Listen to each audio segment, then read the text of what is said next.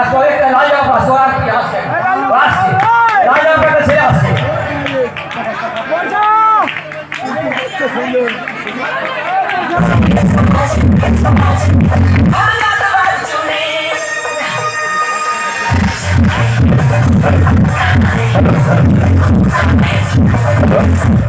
হ্যাঁ তোমার নাম অঙ্কুশ সাঁতরা। তোমার ছোট ভাই জন্য একটু জোরে আসতে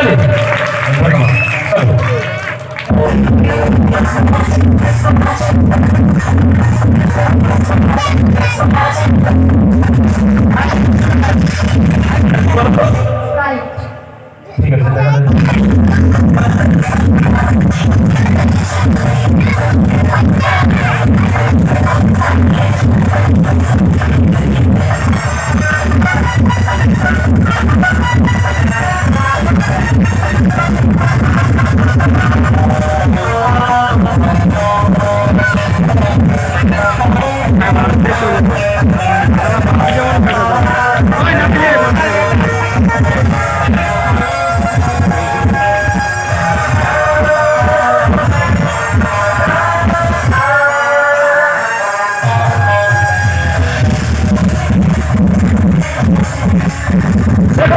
আমি এখানে খেলাম জানেন তো আমরাতে জিৎ আর আমি গেছিলাম হলদিয়াতে ব্যারিস্ট করতে তখন কুমার শানু এসেছিল কুমার শানু যখন জল দিশা পেয়েছে সেখানে অ্যাসিস্ট্যান্ট দিচ্ছে কুমার শানু না করছে কেন না করছে ওই মধ্যে যদি কোনো বিষাক্ত জিনিস থাকে অথবা একটা শিল্পে মারা যাবে তার কুমার শানু জলটা খেবে না যখন ওর অ্যাসিস্ট্যান্ট খেলো সিকিউরিটি গার্ড তখন কিন্তু কুমার শানু খেলো নিয়ম ওরা দুজন খেলো ওরা বিষাক্ত জিনিস থাকে আমিও মরে যাবো কিন্তু না ওরা নিয়ম এটা নিয়ম আর দুজন খাওয়া উচিত ছিল ঠিক আছে আমি খেয়েছি ওরাও খেয়েছে ম্যাজিক দেখো এরপর আমি কোথায় রাখছি তোমার লক্ষ্য রাখবে ম্যাজিক ধরবার চেষ্টা কোথায় রাখছি আমি দেখো ম্যাজিক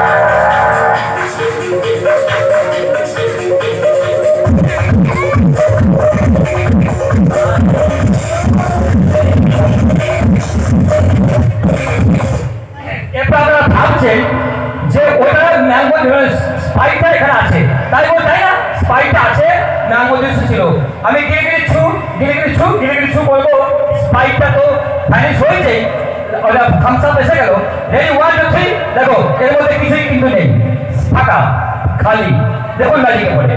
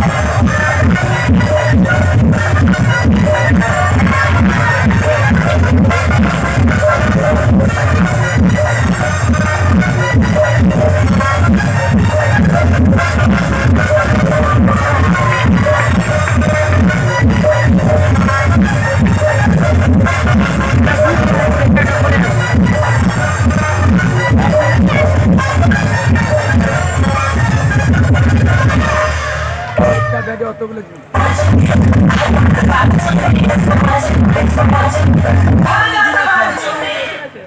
দাঁড়িয়ে আছে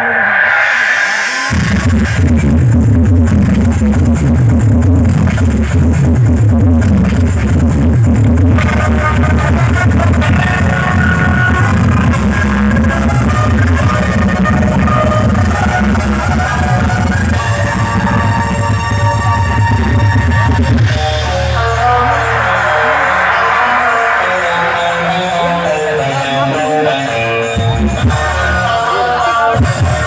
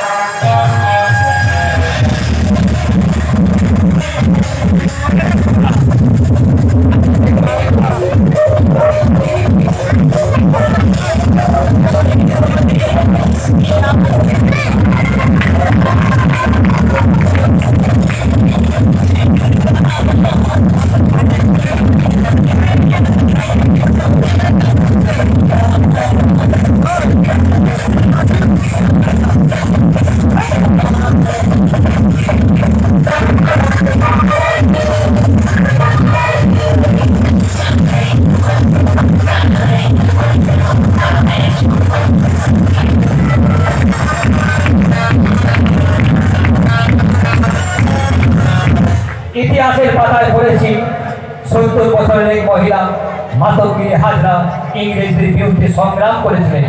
তিনি পতাকা হাতে নিয়ে এগিয়ে গিয়েছিলেন তাদের সামনে। ইংরেজ শাসক বলেছিল দাঁড়াও, না হলে গুলি করতে বাধ্য হবো। মাতঙ্গিনী উত্তরে বলেছিলেন না, আমরা এগিয়ে যাব। ঠিক সেই সময় ইংরেজদের ছোড়ার গুলি এসে লাগে তার বুকে। মাতঙ্গিনী এখানে বুক চেপে অন্য হাতে পতাকা নিয়ে এগিয়ে চললেন। মৃত্যুর মুখে মাতঙ্গিনী বলেছিলেন ভারত একদিন জয়ী হবে, তবু কিন্তু তিনি পতাকা বানিয়ে থাকেননি। 1870 খ্রিস্টাব্দে মাতঙ্গিনীর জন্ম হয়েছিল। 1942 সালে ইংরেজদের গুলিতে তমলুক শহরে তিনি মারা গেলেন। আমাদের গর্ব এই পূর্ব মেদিনীপুরে একজন দুর্দর্শ মহিলা জন্মগ্রহণ করেছিলেন বলে ব্রিটিশ সাম্রাজ্য ছেড়ে চলে যেতে বাধ্য হয়েছিল। নমস্কার।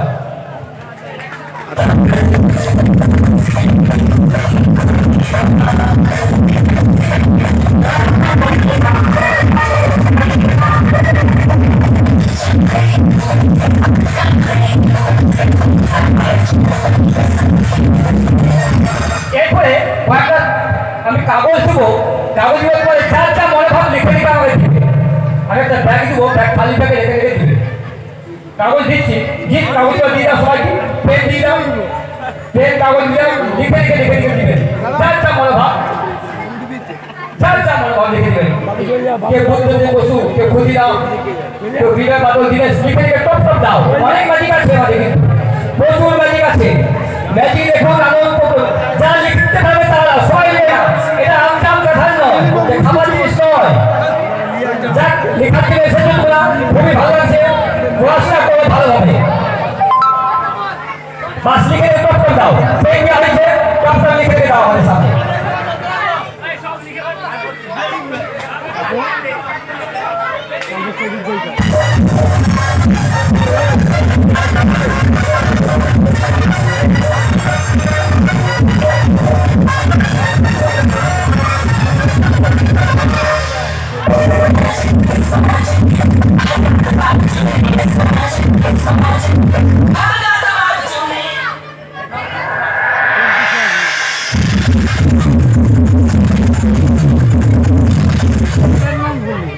তোমাদের মনে যা আসবে সেটা লিখবে।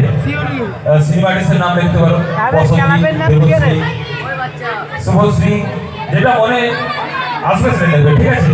বা কোনো ঠাকুরের নাম লিখে ভাঁজ করে দাও, চার ভাঁজ করে দাও। ওই বাবু শুন, ভাঁজ করে দাও। সাহেবের ভাগনাকে যে ঠুকলি দে বল, স্কুলের দরগড়া দেখছু চটপট লিখবে, আর ম্যাজিক আছে।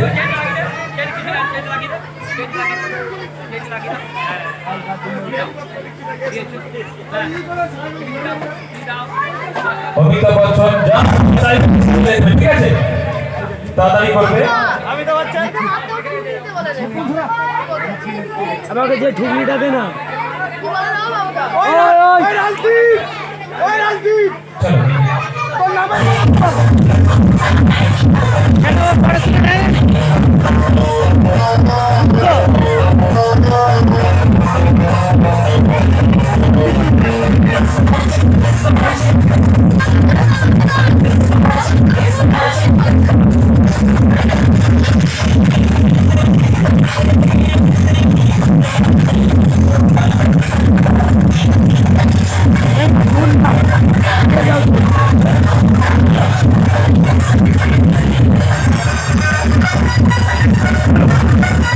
একজন থাকো তোমরা একজন থাকো।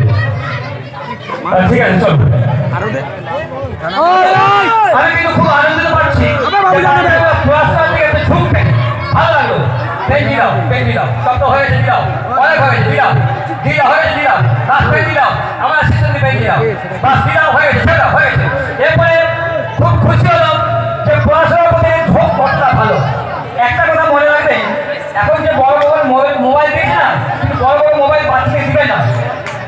একটা কথা মনে রাখবেন, হারিয়ে যাওয়া সূর্যকে ফিরে পেতে 12 ঘন্টা সময় লাগে, কিন্তু হারিয়ে যাওয়ার সময় সারা জীবন আপনাকে কোনো ফিরে পাবে না। আজ বড় মোবাইল ঘাটছো, ইউটিউব দেখছো। এবার আমি কালকে আমি যখন আসছি তখন দেখছি একটা ছোট্ট বাচ্চা ছেলে, ছোট মেয়ে এতটুকু, সে 4 বছরের বাচ্চা 5 বছরের বাচ্চা, এতটুকু মেয়ে খুব কাঁদছে। তার ঠাকুমাকে বলছে বৌমা দুধ দাও।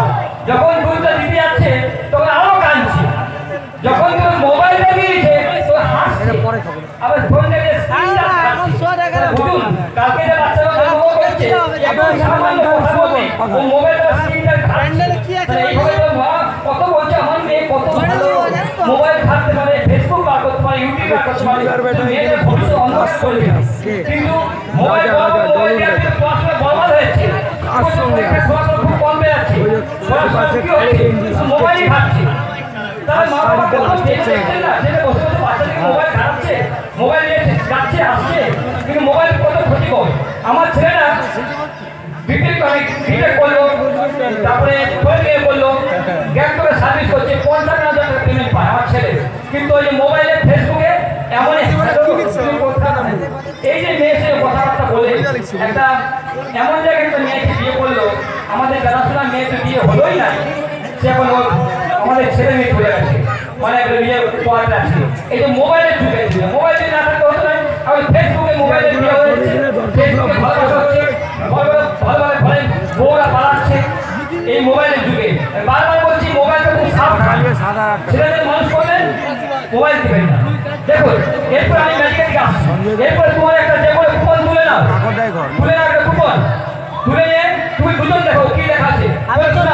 খানা একজনকে আবার খেতে এসে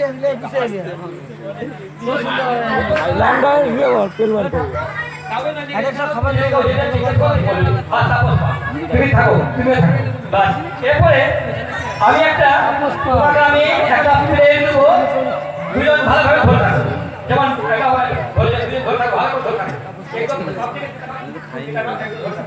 একদম লড়বে না। ফ্যান দিয়ে আমি প্ল্যান চেক করে তাপস পালকে নিয়ে আসছি, এমন ফ্যান দিবে যে তাপস পাল সত্যি আছে। যদি ফ্যান না দাও, অন্যদিকে মন দাও, মোবাইলটা ঘাটবো যে তাহলে আমার ম্যাজিকটা হবে না, আমি বদনাম হয়ে যাবে। যাক, তাপস পালকে আপনারা সবাই চিনতেন। তাপস পাল সঙ্গে কয়েকটা কথা বলবো, তারপর আমি তাপস পালকে প্ল্যান চেক করে আপনার সামনে নিয়ে আসবো। 1958 29 সেপ্টেম্বর চন্দননগরে জন্ম। দাদার কীর্তি ছবির হাত ধরে টলিউডে আত্মপ্রকাশ। অসংখ্য সুপারহিট ছবির মধ্যে রয়েছে সাহেব, গুরু দক্ষিণা, অভিলাগী ছোঁয়া, ভালোবাসা ইত্যাদি। 2001 এবং 2006 সালে আলিপুর দুয়ারের বিধায়ক, 2006 এবং 2009 সালে কৃষ্ণনগরের সাংসদ, 18 এপ্রিল 2020 মুম্বাই মৃত্যু। ভাবতাম এই সেই তাপস পাল যার সাহেব সিনেমা দেখতে দেখতে আপুস নয়নে কেঁদেছি, আজও মনে মনে কাঁদি যখন সেই গানটা বেজে ওঠে। কত স্বপ্ন থেকে যায়, ইতিহাসকে সব লিখে রাখে। একটি মফস্বলের ছেলে ময়দান দিয়ে হেঁটে চলেছে, বোনের বিয়ের জন্য নিজের একটি কীর্তি বিক্রি করতে। ব্যাকগ্রাউন্ডে পাচ্ছে তরুণ ব্যানার্জির কালজয়ী গান, বাবা অসহায়, দাদা হাত গুটিয়ে। ঠিক তখনই প্রিয় ফুটবল মাঠকে বিদায় জানাতে হবে জেনেও সংসারের কর্তব্য পালন করতে সিনেমার পর্দায় এই অভিব্যক্তি ফুটিয়ে তোলা কম কথা নয়। কিন্তু তাপস চলে গেলেও থাকবে সাহেব, গুরু দক্ষিণা, মহিলাকে ছোঁয়া, ভালোবাসা কত ভোলা। বাংলা চলচ্চিত্রের এই গুরু দক্ষিণা ইতিহাসের পাতায় লেখা থাকবে, সব যন্ত্রণার মুক্তি এই করেছো ভালো। এরপর তাপস পাল কাঁদছি শিশু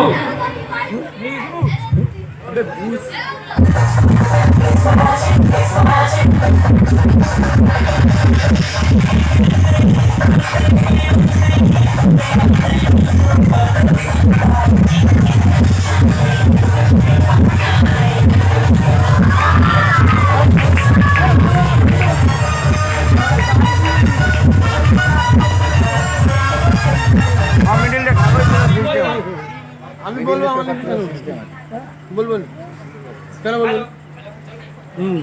হ্যালো, আমি প্রথমেই বললাম টাকা মাটি মাটি টাকা। আজকে যদি বিভিন্ন কারণের জন্য অন্য পার্টি মানে আমি পার্টি সম্বন্ধে বলছি না, অন্য জায়গায় যদি না যেত তাহলে কত সম্মান থাকতো বলতে দেখি। মেয়েদের জন্য কত একটা খুশি যোজনা করলো, তারপরে কোটি কোটি টাকার মালিক সে আবার অন্য পার্টি দিয়েছে টাকাগুলো দশ করার জন্য আজকে স্যার তাপস পালকাকে জেলে যেত। উড়িষ্যার জেল থেকে 1 কোটি টাকা দিয়ে জামিন পেয়ে বেরিয়ে এলো। তারপরে মনের মধ্যে একটা ধিক্কার এলো, আমি অত বড় শিল্পী, ওরা দেশ দুনিয়া আমাকে সম্মান করতো, আজকাল মাটির সঙ্গে মিশে গেল, চিন্তায় সে মারা গেল হৃদরোগে। এরকম করবেন না, মানুষ হয়ে জন্মগ্রহণ করেছেন, পৃথিবীতে কেউ থাকবে না, 80-90 বছর পরে মরতেই হবে, চোখ বন্ধ করলে শেষ। যেটা প্রতিটা দর্শক বলে, যে প্রতিটা লোক বলে যে একটা মানুষ ছিল।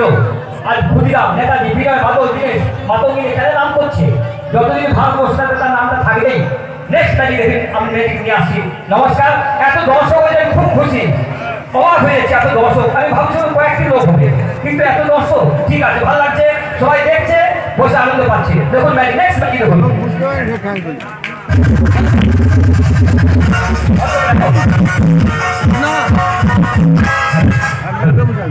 সিএবি ক্লাবের সমস্ত সমবেতদের ধন্যবাদ জানাচ্ছি। সেই সঙ্গে আমরা এখানে এসে খুব খুশি হয়েছি, তার জন্য সঞ্জয় পাত্র উনি যদি এখানে থাকেন মঞ্চে আসবেন। আপনার উৎসাহে দায়িত্ব আপনারা করতে পেরেছি। আসছেন সঞ্জয় দা, এনাকে সম্মান জানাচ্ছেন মিস্টার জি। once more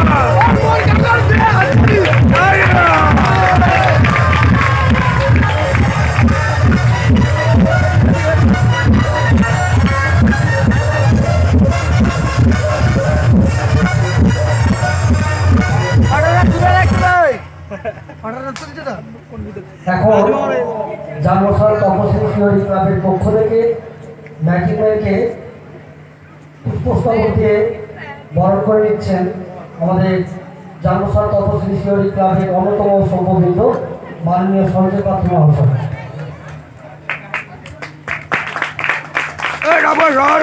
এই সঙ্গে ওনার সহকারীকেও আমাদের সভ্যের অন্যতম সভ্যবৃন্দ মাননীয় লক্ষ্মীকান্ত পাত্র মহাশয় বরণ করে নিচ্ছেন পুষ্পস্তবকে।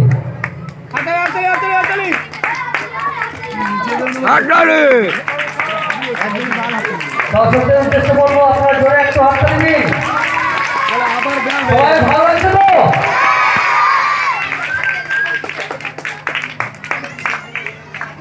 once more কে বলো রে